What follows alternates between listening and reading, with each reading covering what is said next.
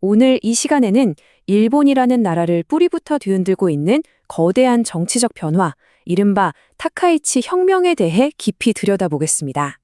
때는 2026년 2월 다카이치 사나에 총리가 이끄는 여당이 선거에서 이겼습니다. 그런데요, 이게 그냥 이긴 게 아니고요. 말 그대로 일본 정치 지형을 뒤흔드는 그야말로 역사적인 압승을 거뒀습니다.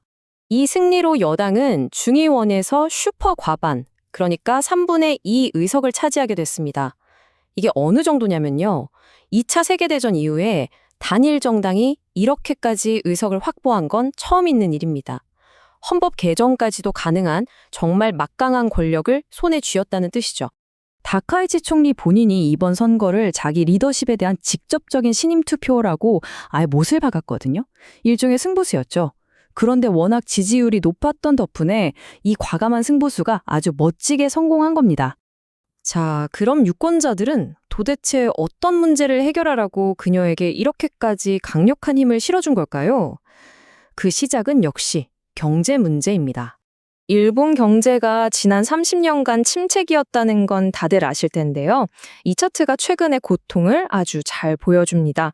물가는 계속 오르는데 내 월급, 그러니까 실제로 손에 쥐는 돈은 오히려 줄어들고 있다. 바로 이겁니다. 여기에 다카이치 총리가 내놓은 해법이 바로 사나에노믹스입니다. 그 중심에는 위기관리 투자라는 좀 새로운 개념이 자리하고 있어요. 이건 뭐 정책을 조금 손보는 수준이 아닙니다. 슬라이드에 나오는 것처럼 음식료품 소비세를 한시적으로 아예 없애버리고 기업을 지원해서 임금 인상을 유도하고 17개 핵심 산업에는 국가가 대규모로 투자하겠다는 거거든요. 한마디로 이제 국가가 경제 전면에 직접 나서겠다는 아주 강력한 신호탄인 셈이죠.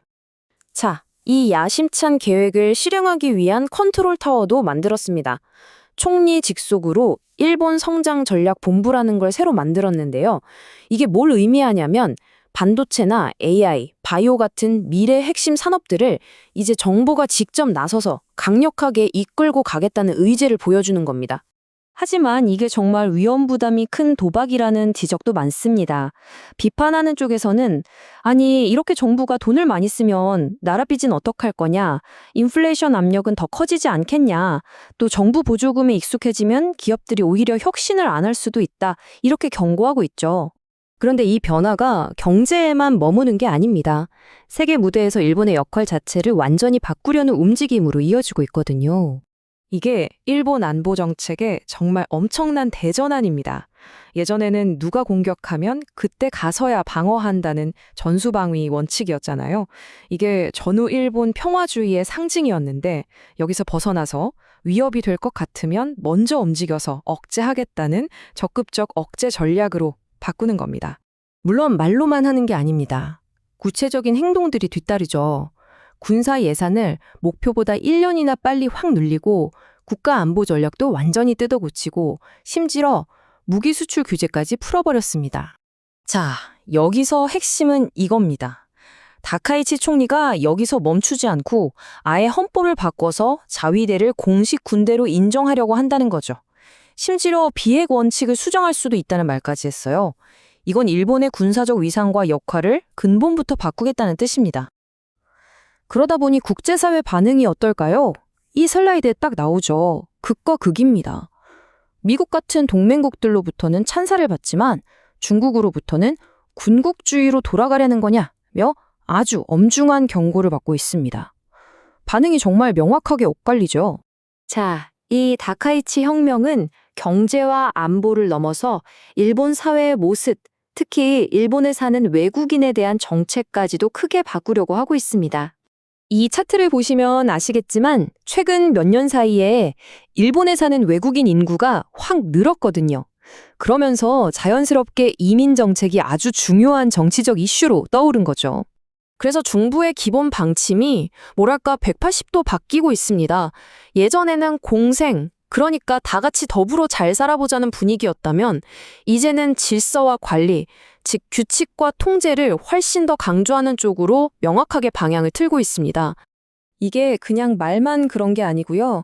실제로 규제가 훨씬 더 까다로워진다는 뜻입니다.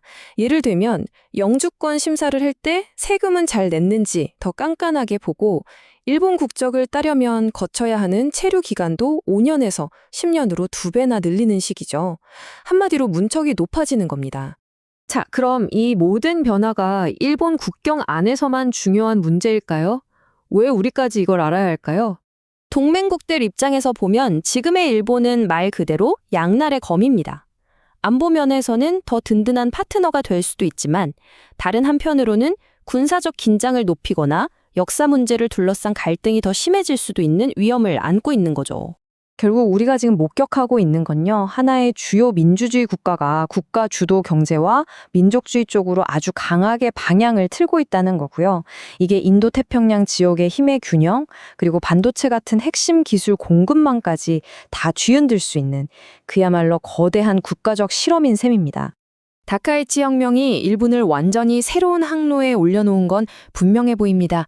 하지만 그 최종 목적지가 새로운 강대국의 탄생일지 아니면 위험한 길의 시작일지는 아직 아무도 모르는 앞으로 쓰여질 역사일 겁니다.